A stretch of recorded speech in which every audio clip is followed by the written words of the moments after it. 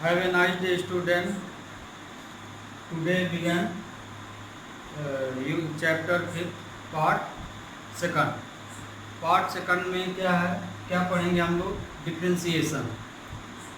वैसे भी आज आप लोग देखे होंगे कि 12th का पेपर हुआ, तो पेपर तो आप लोग ज़रूर देखे होंगे।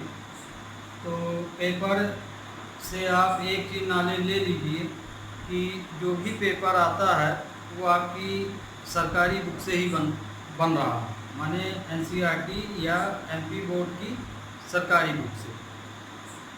जितने भी क्वेश्चन आए हैं पूरे हूबहू एनसीईआरटी से आए हैं। और पहले भी मैं जब क्लास लेता हूँ वहाँ स्कूल में तो बताता हूँ कि तुम्हारे जो बुक शासकीय बुक है उससे कम से कम 90% क्वेश्चन हूबहू आपकी टेक्स्ट बुक सरकारी बुक से ही आएगा क्वेश्चन। आप लोग के सामने सबूत है आज कि जो पेपर हुआ है आप उसे मैच कर लें अपने बुक से और क्लियर कर लें। हम तो कर चुके हैं इसलिए बता रहे हैं, 2 साल जब से चेंज हुआ सिलेबस तब से कर रहे हैं।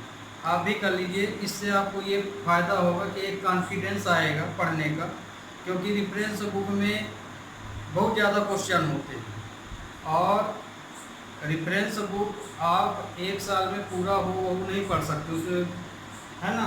और क्योंकि हमको बोर्ड में अच्छा परसेंट भी बनाना है तो सेलेक्टिव क्वेश्चन हम लोग को करना पड़ता है।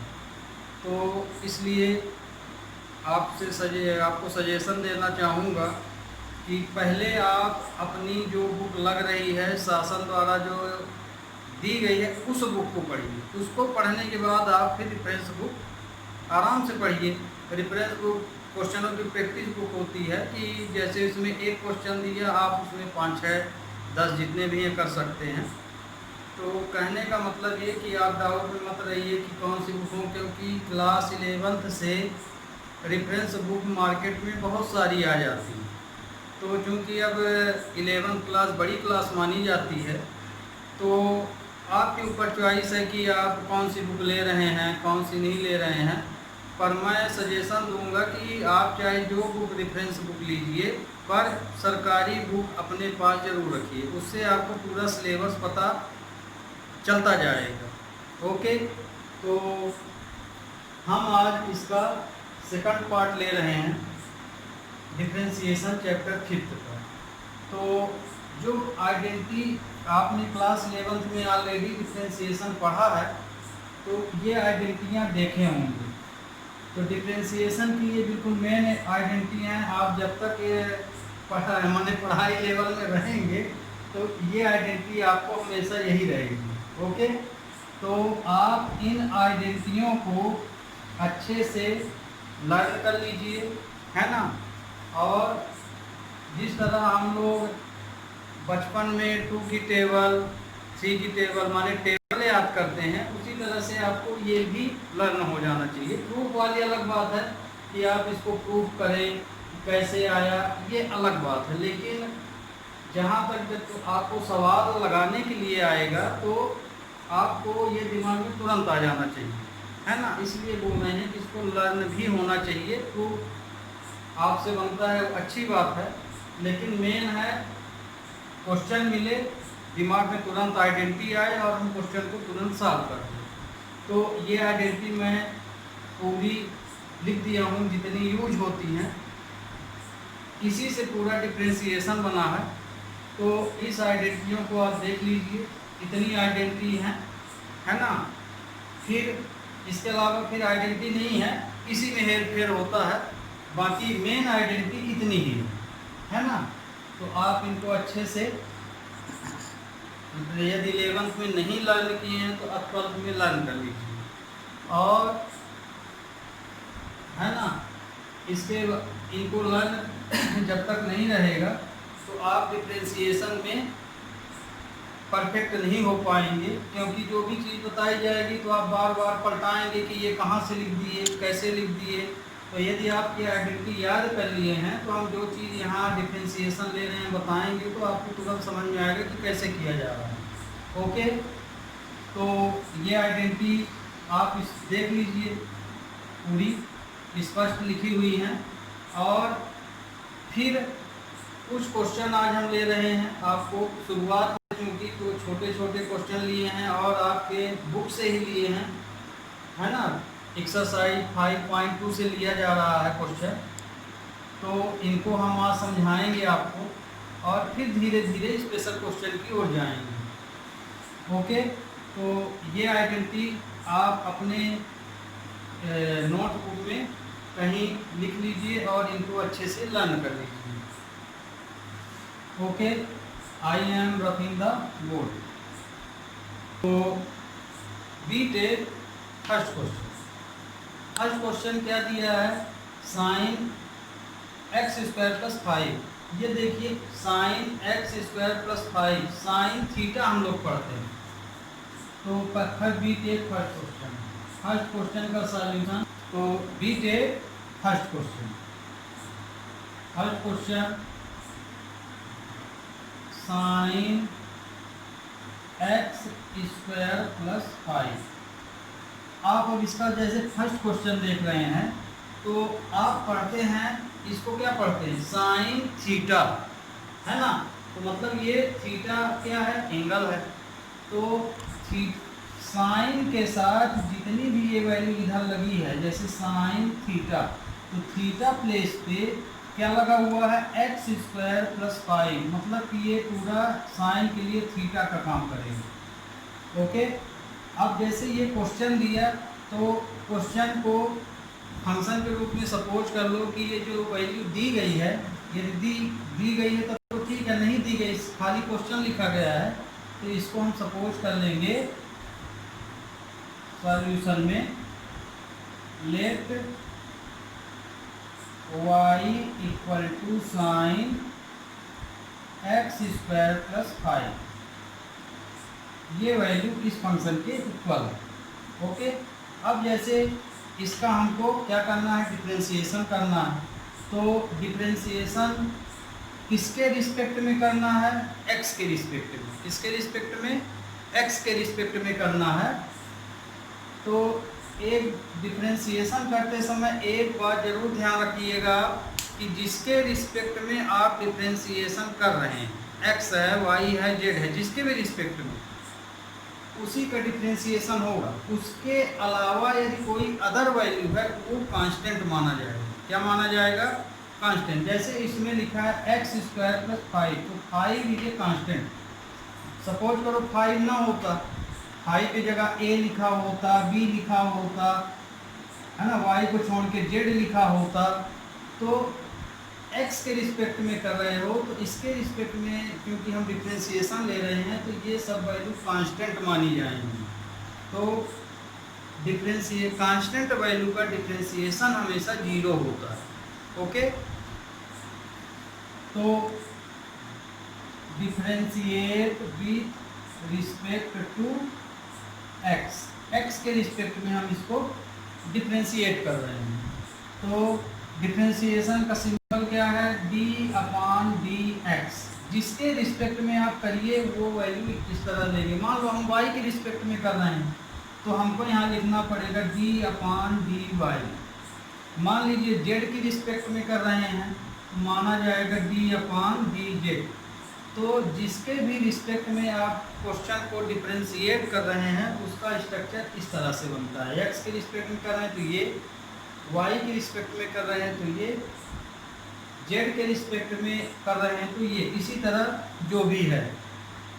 ओके, तो हम इसको किसके रिस्पेक्ट में कर रहे हैं, x के रिस्पेक्ट में। तो लिखने का तरीका देखिए, डिफरेंशिएशन यहाँ भी बहुत स्टूडेंट गलत कर देते हैं। तो इसका एक बिल्कुल सिंपल स्ट्रक्चर होता है। डिटेल में स्ट्रक्चर ये रहता है कि जैसे पहले आप इसमें आइडेंटिटी जो पढ़े हैं, साइन के हिसाब से डिफरेंशिएशन लीजिए। फिर उसके देखिए इसका रूल ये होता है कि जैसे मान लीजिए हम इसको, इसी क्वेश्चन को ऐसे लिख दिए और होल स्क्वायर लगा दिए या होल क्यूब लगा दिए, तो अब देखिए ये फुल क्वेश्चन हम बना दिए हैं कि इसको यदि समझ गए तो डिफरेंशिएशन बड़े आराम समझ में आता है। तो डिफरेंशिएशन का जनरली हम लोग की भाषा में जो रूल होता है क्योंकि मैथ भाषा में तो बहुत बच्चे समझ जाएंगे, बहुत नहीं समझ पाएंगे। तो यहाँ देखिए मेन सिंपल ढंग से इसका मेन रूल होता है कि आगे जो डिफ्रेंसिएशन लीजिए x के रिस्पेक्ट में ले रहे हैं तो x तक हमको जाना पड़ता है। तो पहले पावर के हिसाब से लीजिए, इसके हिसाब से पावर माने x की पावर n के हिसाब से, तो इसके लिए हो जाएगा n x n माइनस 1 हो जाएगा। तो जब पावर के हिसाब से लोगे तो ये जो वैल्यू लिखी हुई है ना, किसके हिसाब से ले रहे हैं, पावर की, तो ये जो वैल्यू लिखी है ये पूरा x मान के चलिए, क्या मान के चलिए, x मान के चलिए। फिर पावर के हिसाब से लेंगे, यदि पावर दी है तो, मान लो पावर नहीं दी है तो फिर बेस, तो पावर के हिसाब से लिए ये, फिर इसके बेस के हिसाब से बेस इसका ये है पूरा साइन एक्स स्क्वायर प्लस 5, और फिर साइन के साथ जो कोफिशिएंट लगा हुआ है या साइन के साथ जो थीटा लगा हुआ है ना, तो उसके साथ कर लेंगे, और लास्ट में खाली थीटा का या जो भी कोफिशिएंट लगा है उसका। अब देखो यहाँ से समझो, जो अभी हम बताएं ये तो मान लीजिए हमने बोल के बता दिया, अब यहाँ से देखो पावर तो दी नहीं है इसकी होल पावर, तो अब इसमें हम इसका स्ट्रक्चर बना रहे हैं, तो dy अपॉन dx, आगे हम अब देखो पावर होल पावर नहीं दी है तो हम ये बेस भर दिया है, तो बेस के हिसाब से लिख लेंगे sign x square plus 5, okay, base के हिसाब से लिख लिए। फिर इसको हम साइन के थीटा के हिसाब से, थीटा मतलब जो भी कोफिशिएंट साइन का दिया है उसके हिसाब से लिख लीजिए, भले कांस्टेंट दिया है, आप अभी शुरुआत कर रहे हैं तो उसको भी लिखिए कि भले कांस्टेंट और 0 हो जाएगा और क्या।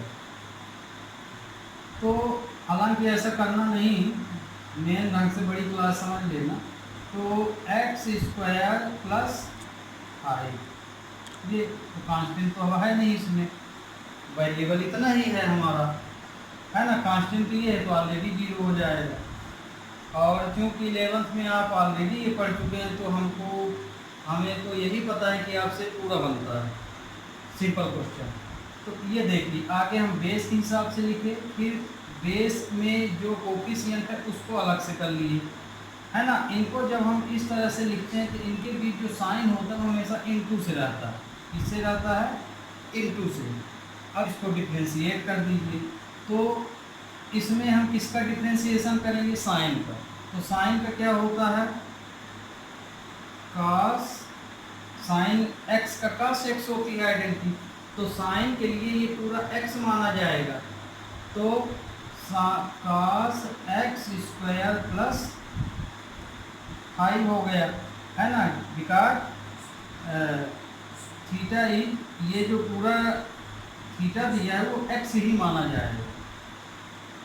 फिर इसका, इसमें देखो एक्स स्क्वायर है तो इसका क्या हो जाएगा, एन एक्स लगेगा तो 2x हो जाएगा, और कांस्टेंट का हो जाएगा 0, कांस्टेंट का क्या हो जाएगा, 0 हो जाएगा। तो आंसर तुम्हारा आया 2x cos x square plus 5, है ना। आइडेंटिटी हम क्या यूज किए हैं यहाँ, d upon dx sine theta equal to cos theta, पहली आइडेंटिटी यहाँ पे ये यूज की, थीटा प्लेस पे ये है तो ये पूरा थीटा माना जाएगा, मतलब इसका डिफ्रेंशिएशन साइन का लिए हो तो साइन का कास हो गया आइडेंटिटी में। और फिर इसमें यहाँ आइडेंटिटी एक लगी है, पावर दिया है तो यहाँ आइडेंटिटी लगी है d अपॉन dx x की पावर n, तो n x n minus 1 identity लगी, ओके। तो इसका आंसर ये होगा। फिर सेकंड क्वेश्चन है let y equal to cos sine x, देखो x यहाँ लगा है थीटा के पास, तो इस कास के लिए ये पूरा थीटा माना जाएगा, क्या माना जाएगा, थीटा। इस कास के लिए ये पूरा थीटा माना जाएगा और साइन के लिए ये वाला थीटा माना जाएगा। तो जो हमारी चैन बनेगी इसकी, जैसे ये बनाए हैं तो आगे कास के हिसाब से लिखिए, फिर साइन के हिसाब से लिखिए, फिर x के हिसाब से, क्योंकि हम x के रिस्पेक्ट में कर रहे हैं तो x तक हमको जाना पड़ेगा। अब ये इसको differentiate with respect to x, तो ये आया d y d x d upon D x cos sine x.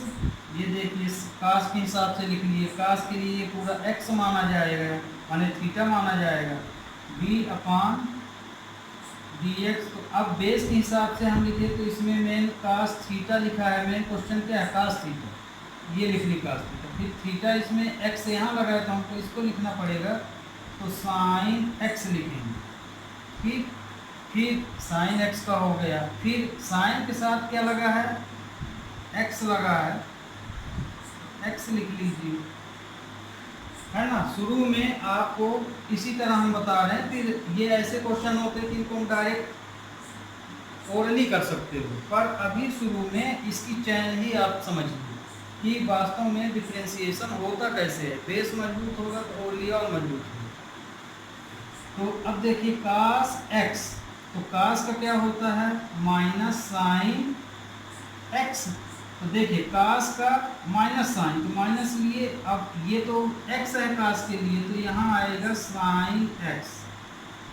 Okay, समझ में आया। यहाँ पे कास का होता है माइनस साइन x, तो ये चूंकि x में साइन दिया है तो ये वही रहेगा, क्योंकि इसका तो हम यहाँ अलग कर रहे हैं। फिर साइन का क्या होता है कास x होता है, तो साइन का कास x लिख दिए, और x का क्या होता है 1। आंसर आया तुम्हारा माइनस हो गया, ये आंसर आया तुम्हारा। क्या हो, अब इसको लिखने का तरीका तुम अपने ढंग से बना सकते हो, साइन x, ये इसका आंसर हो गया। ध्यान रखिएगा किसी भी नंबर का थीटा में मल्टीप्लाई नहीं कर दीजिएगा, जो अलग से आया है उसको इधर लिख लो या इसी तरह लिखा रहना, इसका मल्टीप्लाई थीटा में नहीं कर सकते। ये इसका आंसर आ गया। अब नेक्स्ट क्वेश्चन लेते हैं, थर्ड नंबर।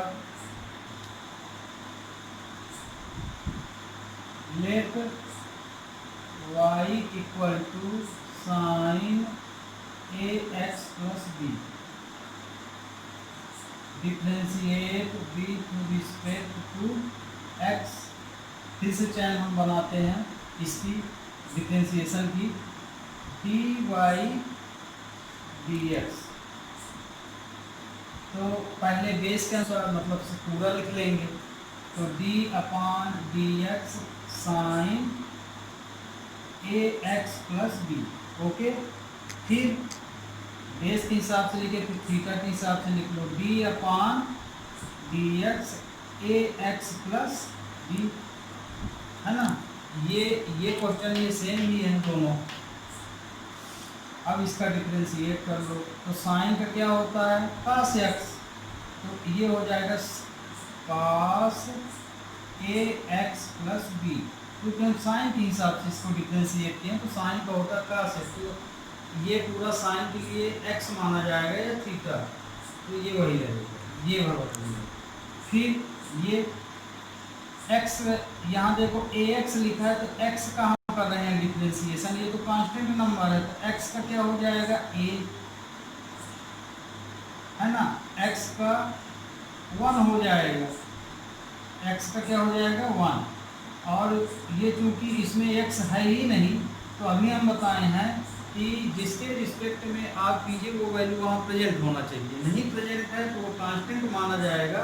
तो इसमें b में x नहीं है ना, b में x नहीं है, इसलिए 0 होगा, कांस्टेंट माना जाएगा 0। आंसर आया a cos ax plus b, ये इसका आंसर आ गया। फिर फोर्थ नंबर,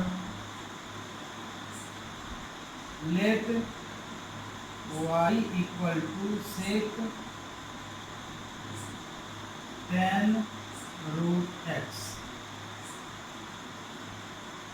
तो differentiate with respect to x, क्योंकि हमारा जो फंक्शन है वो x फॉर्म में दिया, तो x के रिस्पेक्ट में कर रहे हैं, ये हो जाएगा डी वाई डी एक्स।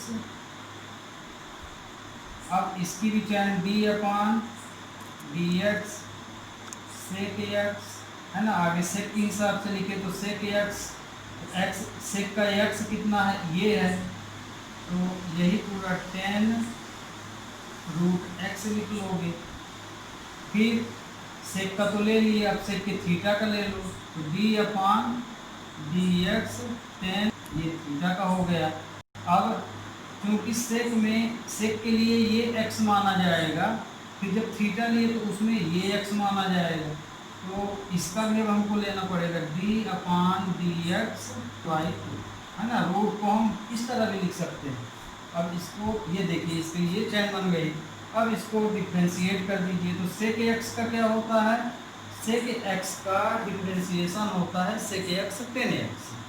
तो यहाँ हम आइडेंटिटी लिखे दे रहे हैं, क्योंकि d अपान डी एक्स सेक एक्स का डिफ्रेंशिएशन होता है सेक एक्स 10x।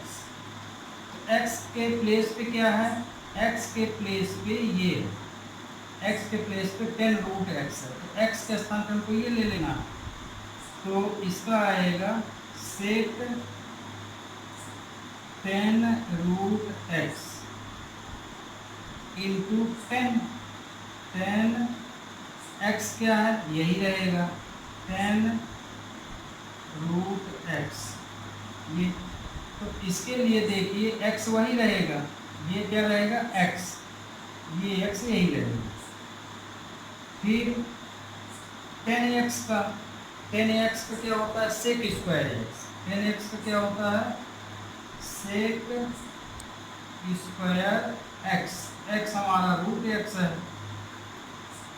ओके, फिर इसका क्या होगा, ये x की पावर n है, तो 1 n आगे आ जाएगा, और पावर यहाँ पे आइडेंटिटी क्या यूज हुई है d अपान डी एक्स x की पावर n, तो ये आया है n x n माइनस 1। मतलब कि जो पावर दी गई है उसको हम आगे ले लिए, फिर उसमें एक कम कर दिए। डिफरेंशिएशन में हमेशा पावर एक कम हो जाती है। हो गया है, ये देखिए 10 का सेक स्क्वायर है, 10 का क्या है आइडेंटिटी 10 की and D upon D x, 10x की आइडेंटिटी होती है सेक स्क्वायर एक्स। तो इसका जब डिफ्रेंशिएशन किए हैं तो सेक स्क्वायर एक्स आ गया, एक्स जो लिखा वही रहेगा, क्योंकि एक्स में का तो लास्ट में हम लोग ले लेते हैं डिफ्रेंशिएशन। तो आंसर आया sec 10 root x 10 root x into sec square root x into 1 upon 2। एक बार हम और लिख दे रहे हैं, इसका आंसर आएगा -1 अपान 2 है ना। तो ये डिनोमिनेटर में कर लो, तो ये आया final answer sec 10 root x 10 root x sec square root x, और ये आ जाएगा, ये नीचे होगा तो 2 रूट एक्स हो जाएगा। कितना हो जाएगा 2 रूट एक्स, क्योंकि x -1 अपान 2 को जब तुम इसको नीचे लिखोगे पॉजिटिव बनाने के लिए पावर, तो ऐसे लिखोगे 1 अपान 2। अब x की पावर 1 अपान 2 को तुम क्या लिख सकते हो root x. Okay student, have a nice day. ठीक, तो आपसे अनुरोध है कि आप चैनल को सब्सक्राइब कर लीजिए और हमारे साथ मैथ पढ़िए। ओके।